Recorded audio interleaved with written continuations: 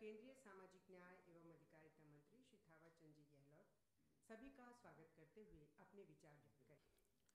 आदरणीय वित्त मंत्री जी, आदरणीय सभी उपस्थित महानुभावों, आप और हम सब जानते हैं आज डॉक्टर भीमराव जी अंबेडकर साहब की 60वीं पुण्यतिथि है। आज के इस अवसर पर मैं उनके चरणों में विनम्र श्रद्धांजलि अर्पित करता हूं। आप सबका हार्दिक स्वागत करता हूं।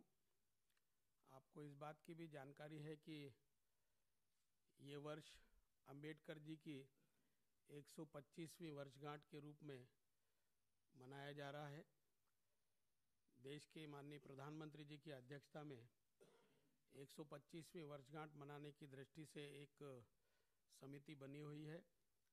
उस समिति की बैठकें हुई है। उन बैठकों में वर्ष भर क्या क्या कार्यक्रम होंगे ये भी तय हुआ है और उसी तारतम्य में आज वित्त मंत्रालय की ओर से 10 रुपये का एक सिक्का और एक 125 रुपये का सिक्का अंबेडकर जी की स्मृति में स्मारक के रूप में जारी किया जाने वाला है।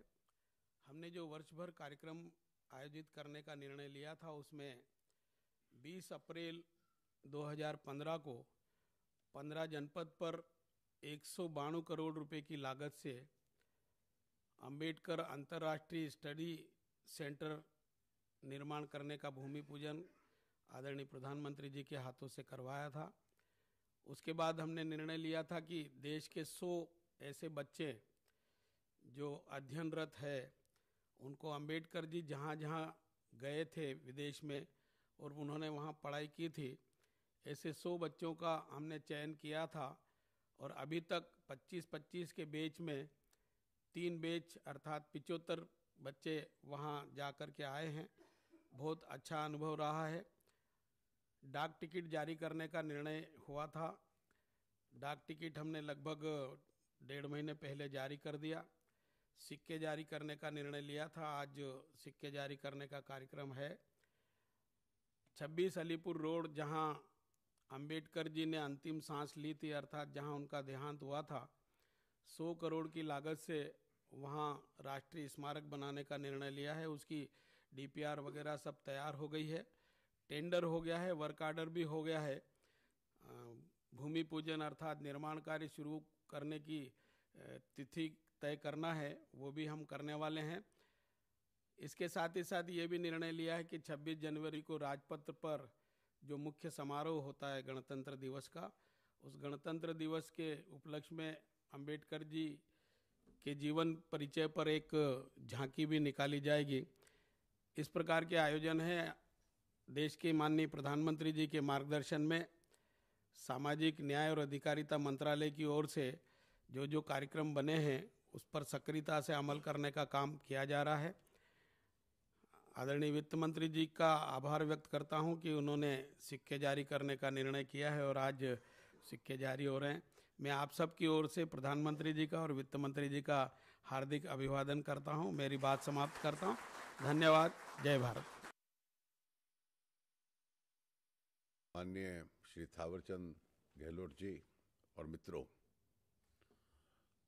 आज डॉक्टर भीमराव अंबेडकर जी की 60वीं पुण्यतिथि के अवसर पर, जो कि उनके 125वें जन्म वर्ष के उपरांत है, 2 कमेमोरेटिव कॉइन्स उनके सम्मान में और उनकी याद में जारी किए जा रहे हैं माननीय प्रधानमंत्री जी द्वारा।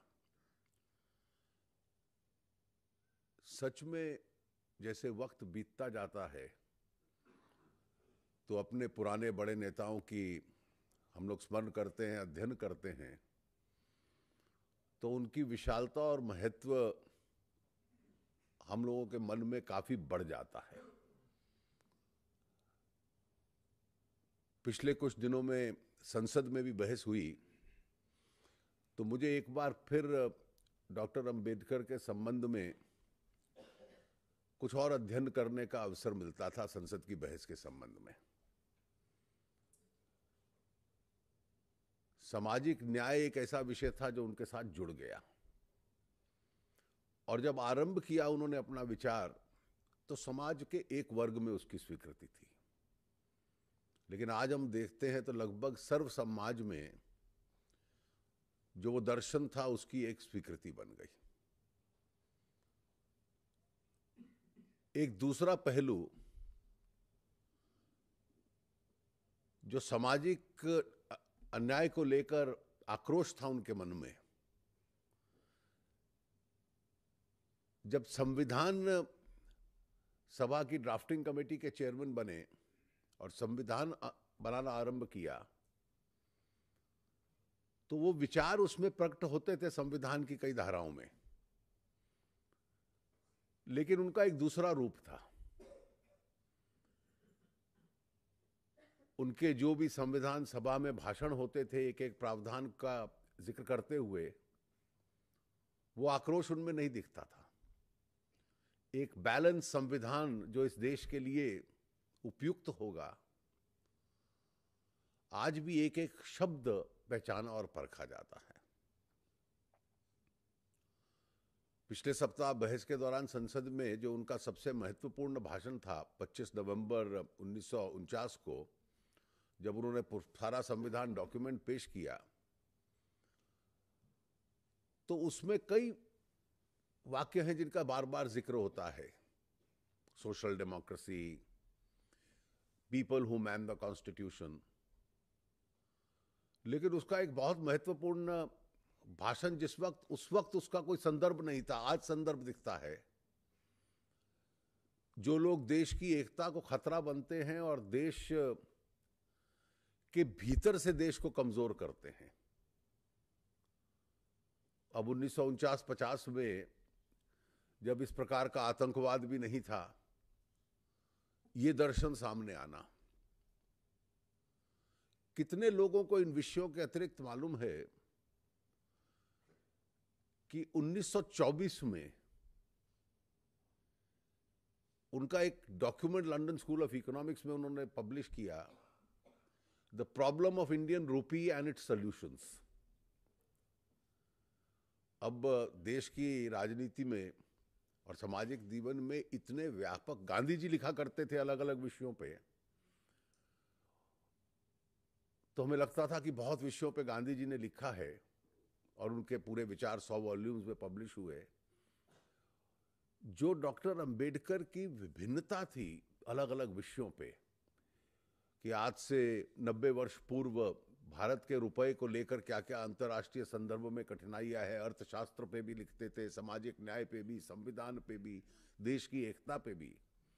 तो मुझे लगता है कि जैसे वक्त बीतता जाता है, केवल वो विद्वान थे इतना नहीं, लेकिन विभिन्नता कितनी थी, विड्थ कितनी थी उन विचारों में, वो उभर कर सामने आती है। और मुझे इस बात का बहुत हर्ष है कि भारत सरकार की ओर से आज माननीय प्रधानमंत्री जी एक बार फिर डॉक्टर अंबेडकर के प्रति अपनी श्रद्धा और उनके सम्मान में इन दोनों कमेमोरेटिव कॉइन्स को लॉन्च कर रहे हैं।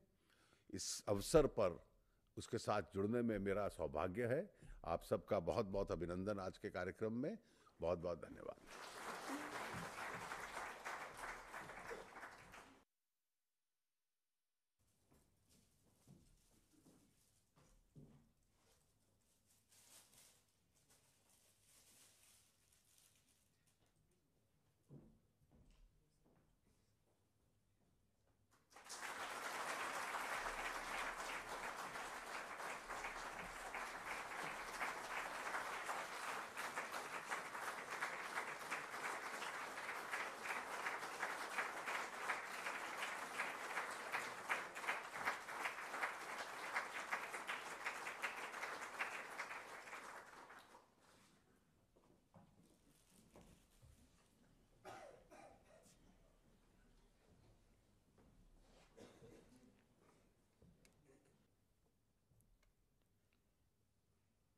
देश के अलग अलग कोने से आए हुए सभी वरिष्ठ महानुभाव,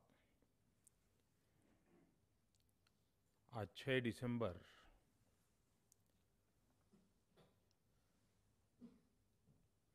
पूज्य बाबा साहब आम्बेडकर का महापरिनिर्वाण का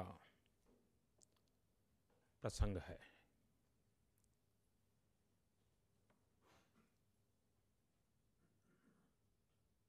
मैं नहीं मानता हूं कभी किसी ने सोचा होगा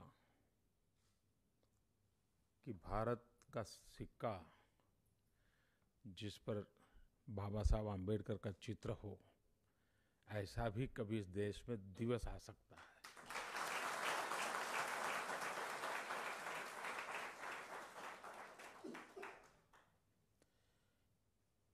आमतौर पर सार्वजनिक जीवन में ज्यादातर लोग मृत्यु के पहले ही चिरविदाय हो जाती हैं। कुछ लोगों की मृत्यु के साथ चिरविदाय हो जाती हैं, लेकिन शायद बहुत कम लोग होते हैं जो मृत्यु के 60 साल के बाद भी जिंदा होते हैं।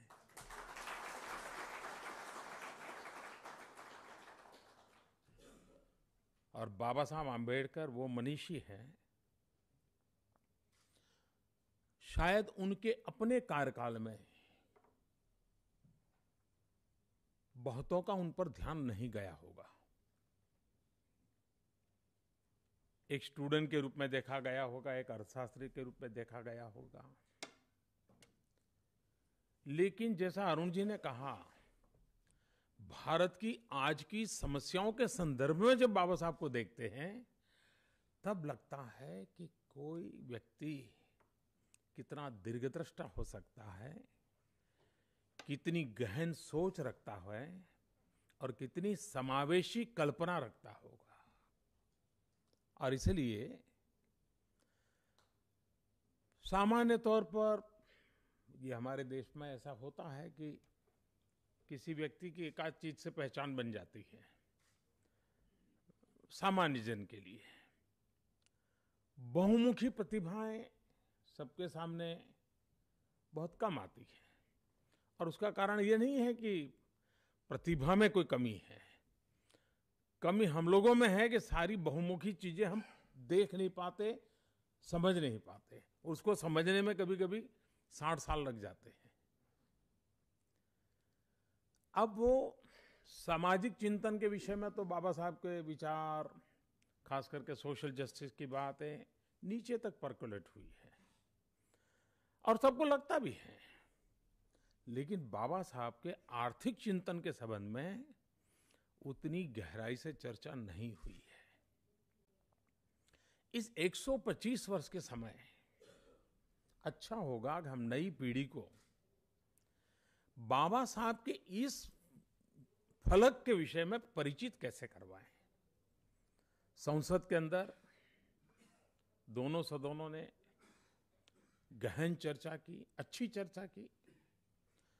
सभी माननीय सदस्यों ने अपने अपने तरीके से वर्तमान स्थिति का भी आकलन किया और बाबा साहब के दृष्टिकोण को भी जोड़ने का प्रयास किया। कुछ लोगों के मन में सवाल भी उठा कि मोदी जी, हम ये तो समझ सकते हैं कि 15 अगस्त क्या है, हम ये भी समझ सकते हैं कि 26 जनवरी क्या है, लेकिन आप 26 नवंबर कहां से उठा के ले आए हो?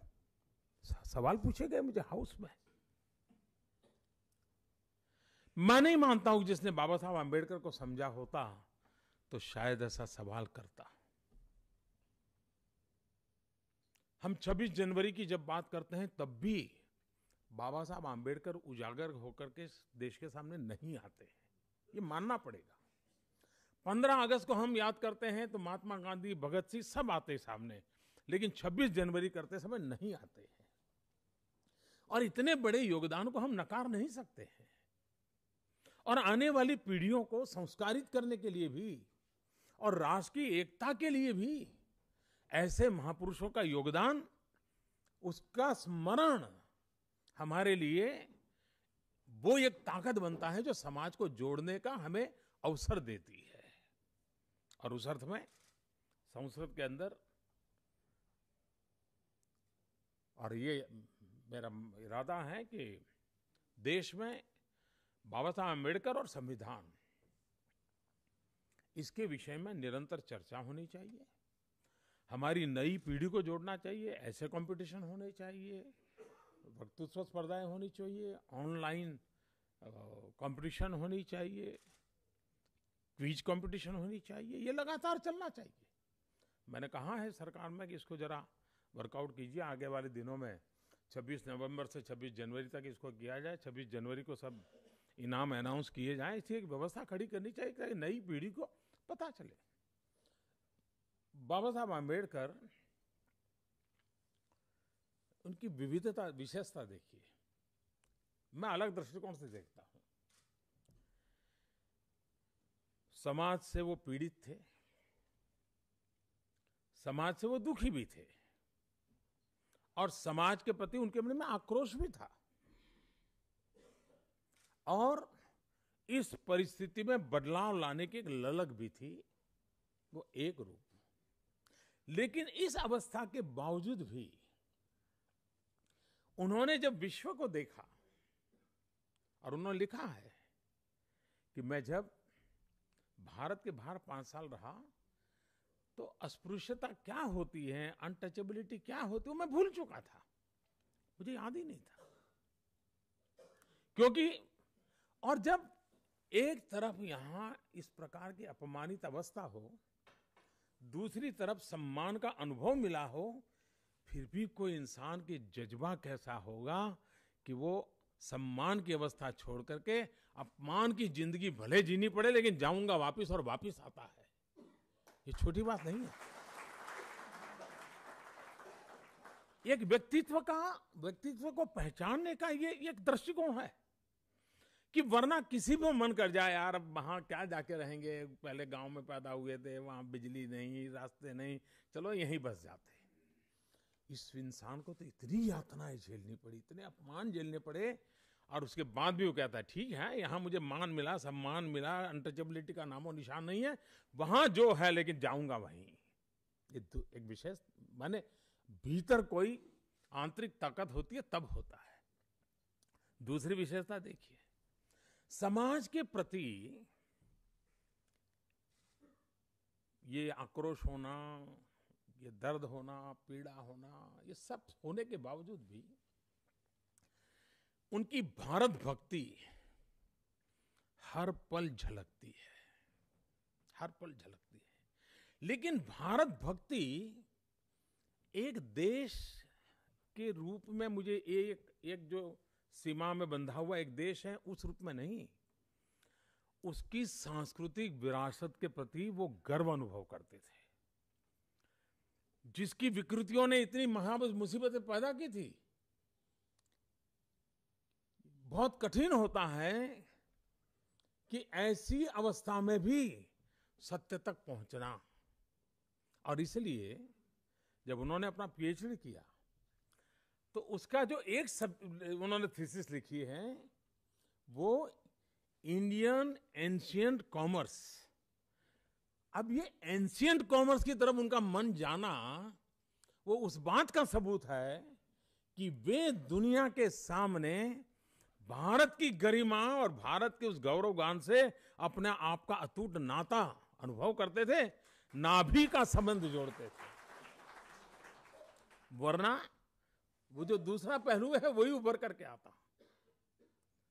और उस अर्थ में उन्होंने आर्थिक क्षेत्र में भी जो लिखा, और मैं तो चाहूंगा वर्तमान में जो नीति निर्धारक लोग होते हैं या थिंक टैंक चलाते हैं, उन्होंने आज की ग्लोबल इकोनॉमी के संदर्भ में बाबा साहब आम्बेडकर के आर्थिक चिंतन का क्या छाया है या क्या सोच थी, उसका कोई तालमेल है कि अभी भी दुनिया को बाबा साहब तक पहुंचने में समय लगने वाला है। इस पर विशेष शोध निबंध होने चाहिए, पता चलेगा। भारत जैसे देश में वो आर्थिक चिंतन का उनका मंत्र बड़ा सिंपल था, बहुजन हिताय बहुजन सुखाय। ये जो बहुजन हिताय बहुजन सुखाय, ये मूल तत्व है। मैं समझता हूं आर्थिक दृष्टि से किसी भी सरकार के लिए इस दायरे के बाहर जाने का कोई कारण ही नहीं बनता है, कोई कारण नहीं बनता है। आज हम रिजर्व बैंक की कल्पना करते हैं, देश आजाद नहीं हुआ था तब बाबा साहब अम्बेडकर ने अपने थीसिस में भारत में रिजर्व बैंक की कल्पना की थी। आज हम फेडरल स्ट्रक्चर की बात करते हैं, फाइनेंस कमीशन, राज्य का मांग रहती है, इतना पैसा कौन देगा, इतना राज्य किसको मिलेगा, कौन राज्य कैसे इकोनॉमी चलेगा। देश आजाद होने से पहले बाबा साहब आम्बेडकर ने ये विचार रखा था फाइनेंस कमीशन का, और संपत्ति का बंटवारा केंद्र और राज्य के बीच कैसे हो, इसकी गहराई से उन्होंने चिंतन प्रकट किया था। और उसी विचारों के प्रकाश में आज ये फाइनेंस कमीशन, चाहे आरबीआई हो, ऐसी अनेक इंस्टीट्यूशंस है। आज हम नदी जोड़ो का अभियान चलाते हैं, रिवर ग्रिड की बात करते हैं। आज हिंदुस्तान में एक महत्वपूर्ण इशू है। अभी 2 दिन पूर्व मैं चीफ जस्टिस साहब के साथ भोजन पे बैठा था, वो भी मुझे पूछ रहे थे कि रिवर ग्रिड का क्या हो रहा है। बाबा साहब आम्बेडकर ने उस जमाने में पानी को लेकर के कमीशन के निर्माण की कल्पना की थी। यानी कोई दीर्घदृष्टा व्यक्ति किस प्रकार से आगे सोच सकता है, इसकी हम पूरी कल्पना कर सकते हैं। उसी प्रकार से बाबा साहब आम्बेडकर ने विकास में नारी के महात्म्य को, उसके योगदान को, जब पुरुष के लिए भी सम्मान के दिन नहीं थे, उस समय दलित, पीड़ित, शोषित, वंचित समाज अपमान का शिकार हो चुका था। ऐसी अवस्था में भी इस महापुरुष को ये विचार आता है कि ये तो ठीक, महिलाओं को भी उतना सशक्त बनाना चाहिए ताकि वो विकास यात्रा में कंधे से कंधा मिलाकर इक्वल पार्टनरशिप की कल्पना की थी। और इसके लिए वो कहते थे शिक्षा। और मजा देखिए साहब, उन्होंने बाबा साहब आम्बेडकर जी ने हर चीज के केंद्र में शिक्षा को एकदम टॉप प्रायोरिटी दी है। बाकी सब भाई पहले पढ़ो, कठिनाई में भी पढ़ो, पढ़ोगे तो दुनिया वो एक चीज है तुमसे लूट नहीं सकती है। ये पढ़ने का जो उनका आग्रह था, पढ़ाने का जो आग्रह था, और ये यही है जिसने समाज को एक नई ताकत दी है। और आज जब हम एक तरफ 125वीं जयंती और दूसरी तरफ हम ये विचार लेकर के जब चल रहे हैं, बाबा साहब आम्बेडकर का भारत की मूल जीवन के साथ का जो नाते की मैं चर्चा कर रहा था। आखिर के दिनों में शारीरिक स्थिति बहुत खराब थी, यानी एक प्रकार से बीमारियों का घर बन गया था उनका शरीर। और बचपन में, जवानी में जब शरीर को मजबूत बनाने की अवस्था होती है तब उनको अवसर नहीं था, क्योंकि उतना पेट भर खाना भी कहाँ मौजूद था। और जब जीवन में कुछ संभावनाएं बनी तो खुद को उन्होंने समाज और देश के लिए खपा दिया। और जो काम लेते थे वो पागलपन से करते थे, यानी एकदम से पूरी तरह डूब जाते थे। और इसलिए एक स्थिति आ गई, शरीर ने साथ देना छोड़ दिया। इतना सरल जीवन में ऊंचाइयां पाने के बाद किसी को भी लग सकता था कि चलो भाई अब शरीर काम नहीं करता, ईश्वर के शरण चले जाएं, छोड़ दो, सब जो होगा होगा। इन्होंने हार नहीं मानी। उनकी आखिरी किताब मृत्यु के 4 दिन पहले ही पूर्ण की। 4 दिन के बाद उनका स्वर्गवास हुआ। आखिरी किताब का भी धारा देखिए चिंतन की। यानी पहली थीसिस जिसने उनको दुनिया में रिकॉग्नाइज करवाया वो शुरू होती है इंडियन एंशिएंट कॉमर्स। आखिरी किताब होती है बुद्धा और कार्ल मार्क्स। अब देखिए उस समय हवा कार्ल मार्क्स की चल रही थी। समाजवादी चिंतन इवन भारत में भी करीब करीब उसकी हवा चलती थी। उस समय ये महापुरुष भगवान बुद्ध के चिंतन को मूल आधार बना करके, और बुद्ध एंड कार्ल मार्क्स नहीं लिखा है, बुद्ध और कार्ल मार्क्स लिखा है। और उनका ये आग्रह रहा है कि सर्वसमावेशी, बहुजन हिताय बहुजन सिखाए। अगर आर्थिक चिंतन का विचार करना है तो वो भारत की मूल मिट्टी से जुड़ता है, जिसमें बुद्ध भी एक बहुत बड़ी प्रमुख धारा रख करके ये जो बाबा साहब आम्बेडकर का योगदान था। और इसलिए मैं समझता हूं कि ऐसी महामूली चीजें कोई भी राष्ट्र अपने अपने पुरखों से, अपने इतिहास से हमेशा रसकस पाता है, तभी जाकर के पल्लवित होता है। हमें इतिहास को भुला देने की प्रयास और हमारे महापुरुषों को भुला देने का प्रयास हमें कभी ताकत नहीं देता है। बाबा साहब आम्बेडकर वो मनीषी थे, वो ताकत थे, जिन्होंने आज हमें इतना बड़ा सामाजिक दृष्टिकोण दिया, आर्थिक दृष्टिकोण दिया, वैधानिक दृष्टिकोण दिया, और एक प्रकार से समाज और राष्ट्र संचालन की जो मूलभूत विधाएं हैं, उन मूलभूत विधाओं के फाउंडेशन में उन्होंने अपनी ताकत जोड़ दी थी। आज ऐसे महापुरुष को का पुण्य स्मरण करने का अवसर मिला है, और ये गर्व की बात है कि भारत सरकार आज ये कॉइन, और मैं जानता हूं शायद भारत सरकार का पहला कॉइन ऐसा होगा कि जिसको स्टैंडिंग ओवेशन मिला होगा।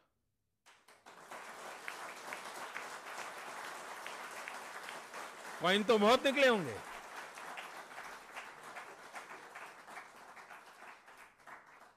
और समाज का हर दलित, पीड़ित, शोषित, वंचित जिसके पास 125 रुपये की ताकत नहीं होगी खुद के जेब में, उसके लिए ये पुण्य प्रसाद बन जाएगा। आप देख लेना, ऐसा इसका रूप बन जाएगा। और इसलिए ये अर्पित करते हुए एक दायित्व निभाने का संतोष हो रहा है।